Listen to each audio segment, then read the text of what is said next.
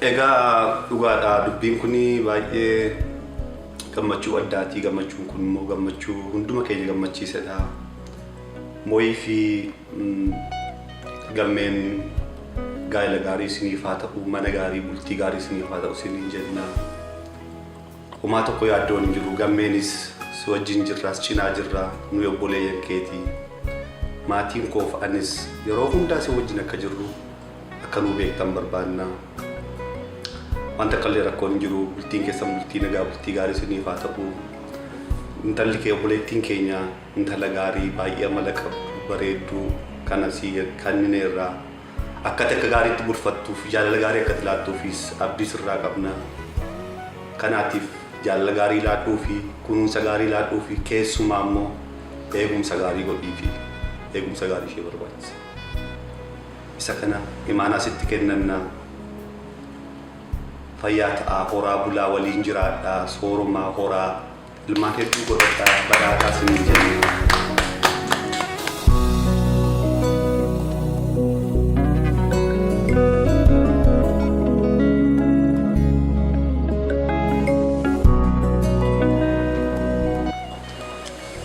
Maaloo mukaa'inaa kaajala keenya xaawwataa jira. Amma gaa waan tokko jechuun barbaada yoo na eeyyamtanii boona dubbadhu laata? Dubbadhu mooyi. Tole haa ta'u. Dhimmi koo dhimma keessanii dhimmi keessan dhimma koo ta'us nan beeka. Haa ta'u malee garuu hooduma waan ta'eef galatoomaa ta'een jechuu barbaada. Waan sagantaa kana irratti miidhagina isaa irratti miidhagina dabaltaniif galanni koo baay'ee guddaadha. Baay'een isin jaalladha hunda keessanii dhugaa hunda keessan qabaachuu qottan baay'een carroomtuudha. Keessumaa ayyaattu. Ayyuu arras taanaan boris taanaan waa'ee kee dubbadhee quufuu hin danda'u. Maaf yoo jettan deebii isaa hundi keessanuu hin beektu. Biyya kanatti seenaa jireenyi baay'ee ulfaataa natti ture. Ati garuu utuu horma hin jedhin obboleettii dhugaa naaf taate. Taanaan boris taanaan waa'ee kee mee fixuu hin danda'u. Jireenyi biyya kanaa baay'ee ulfaataa ture. Itti ulfaataa natti ta'a ture tun si qabaachuu baadheera ta'e. Yeroo hundumaa sin jaalladha. Yeroo hundumaa obboleettii kooti.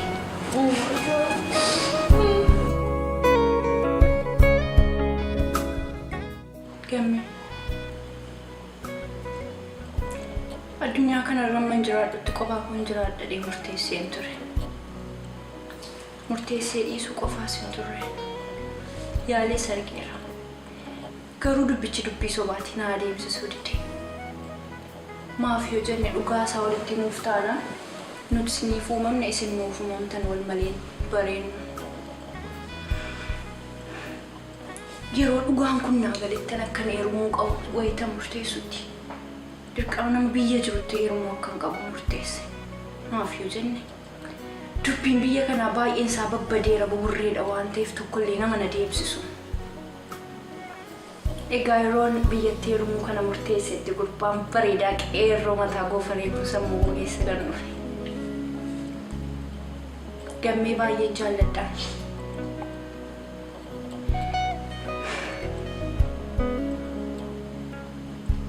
Akkan baay'ees jaalladhu immoo afaaniin sitti mootuu hin taane waliin jireenya keenya keessatti gochaan sitti agarsiisuu barbaada.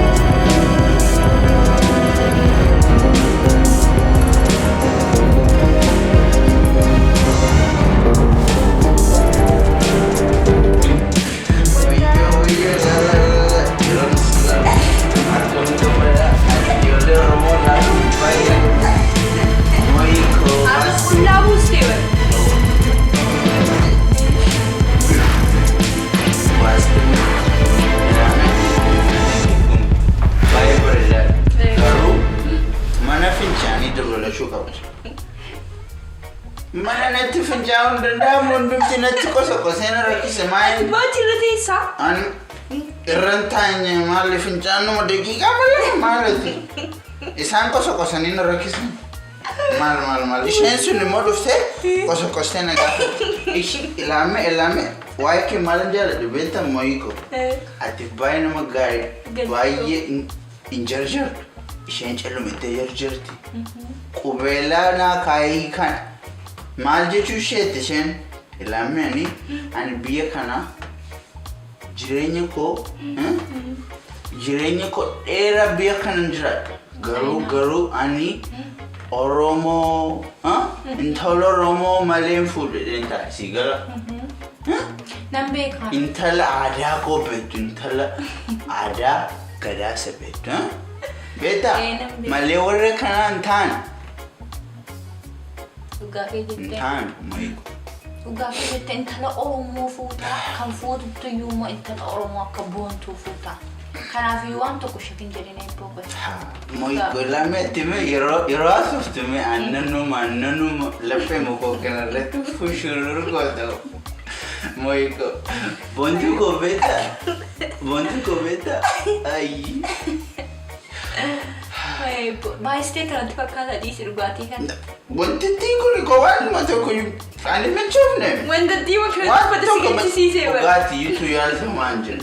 Isheen hin barbaadatti na hin barbaadatti. Ayi mooyiko jedhame. Yeroo boku eeggadhu.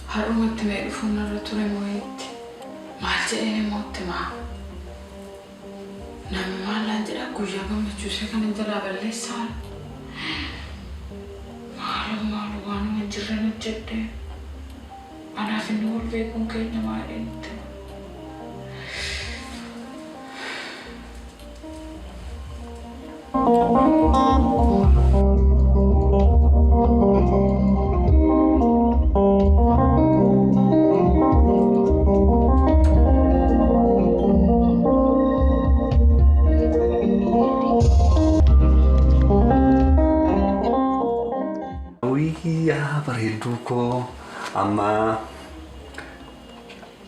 waan barbaaddu keessaa tokko qofaa na gaafatta. Lama nan gaafattu sadii hin jiru afur jiru guyyaa biraa si hima waan ta'eef. Amma dadhabdeetta anis dadhabeera. Maalan si hima tokko. Bedtime story. Bedtime story jechuun afaan Oromootiin maal jechuudha? Oduu durii. Ati jabduudha. Ati baay'ee jabduudha. Oduu durii keessaatii tokkoon si fila. Har'a tokko qofa si hima. Guyyaa biraa immoo hedduusaan si hima. Tole? Bar tokko jedhan.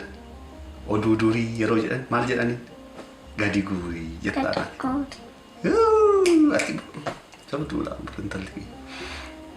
Oduu durii keessaatii tokko bar tokko kuruphee fi qocaatu dorgommii maraatoonii yookaan fiigichaatiif wal dorgomuudhaaf walii galan. Amma bakki isaanitti galanii baay'ee fagoo ture. Dadhabsiiseera baay'ee si baadhee naannoo amma dadhabee yoon sila. Amma gara oduu durii qorsiite. Kanaa walii galaniiti otoo fiiguudhaaf edda walii galaniiti kuruphee fiigde utaalte. Qocaan keechumaati. Qocaa akka isheen deemtu argitee taa'uuti tokko deemti. Kanaan kurupheen reeddee qocaa bira dabartee sokkitee Gaafa galagaltee ilaaltu qocaan hin jirtu iyyuu. Dur immoo miti qocaan amma isheen dhuftutti hin xiqqoo ishee boqodhaa jettee gaaddisa wayii ilaallatteeti gatteesse. Gaafa isheen gatteessu qocaan suutuma jettee lootee bira dabartee hin mul'attus oliin dhaabattu qocaa waan ta'eef lafuma jala akkas lootee deemtii miti mata ishee gadi. Suutuma deemtee gaafa achitti namni jedhee fiishkaan afuufamee maal ta'u kurpheen dhageesse. Maal achitti immoo amma fiishkaa afuufanii harka rukutan kun jettee namni harka rukutee fiiga yeroo isheen galtu qocaan jechuudha. Kan dura jiru os laana maaltu galee jettee gaafa kurpheen keekka.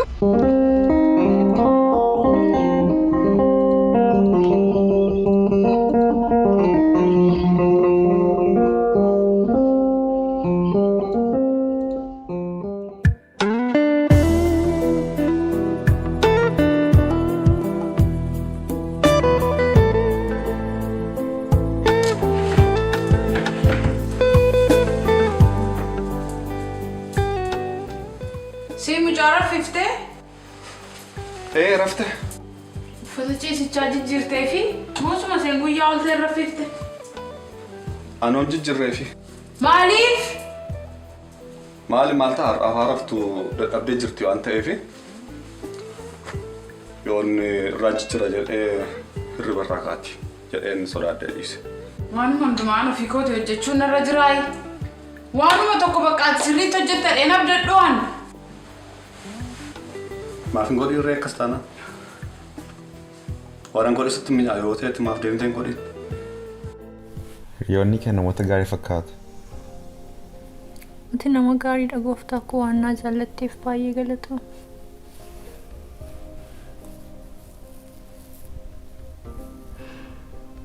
Baay'een isaan jaalladha waan si ajaa'ibu. Biyya kana yeroo dhufeetu isaan hin jiran ta'ee maraachuu koo ture. Namni baay'een akkaataatti biyya kana galan malee ergi biyya kana galanii rakkoo nama mudatu hin hubatu beektaa.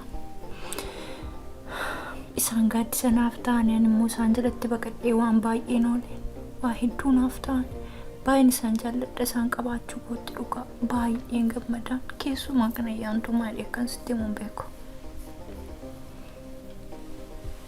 Isheen nama gaarii fakkaatti. Biyya kana turteetti immoo yooma kan dhufte isheen? Ayyaantuun mucummaa isheetti dhufte kan si ajaa'ibu ijoollee xinnoo taateeti kan dhufte. Waan si ajaa'ibu qanumayyuu tattaaffii mataa isheetiitiin of barsiisteen. Tattaaffii mataa isheetiitiin afaan Oromoo dubbachuu, barreessuu, dubbisuu dandeesse. Intala cimtuudha baay'ee. Abbaa manaa ishees nama gaarii fakkaata. Boonaa fayyaantuu jechuun isheen boonaa namoo sirrii argatte waan si dhibu. Akka giiftiitti qanansiisee ishee jiraachisa. Guyyaa tokko waan tokkotti hir'isee hin beeku.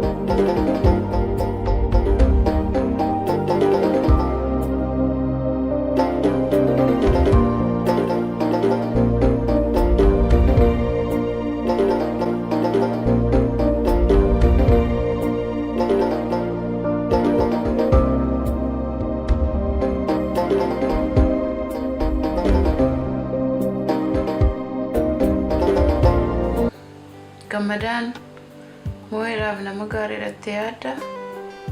Nama gaarii natti fakkaata.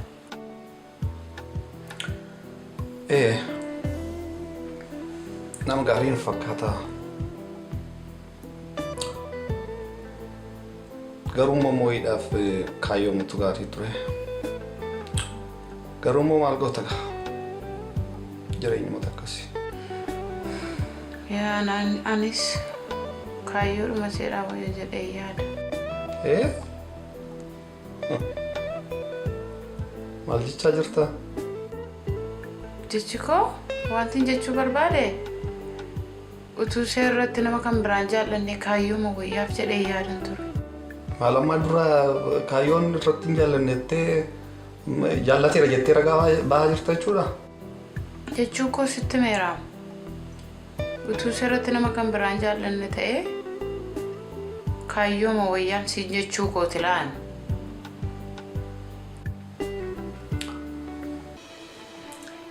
Garuu waan ansiin jedhu ati gammada kanaan dura beekta turte? And you are of your mind? Har'uma si wajjiniin argeeni misa. Haasaa akkamii haasoof taate? Eessatti wal beekuu dandeenya naaf inni?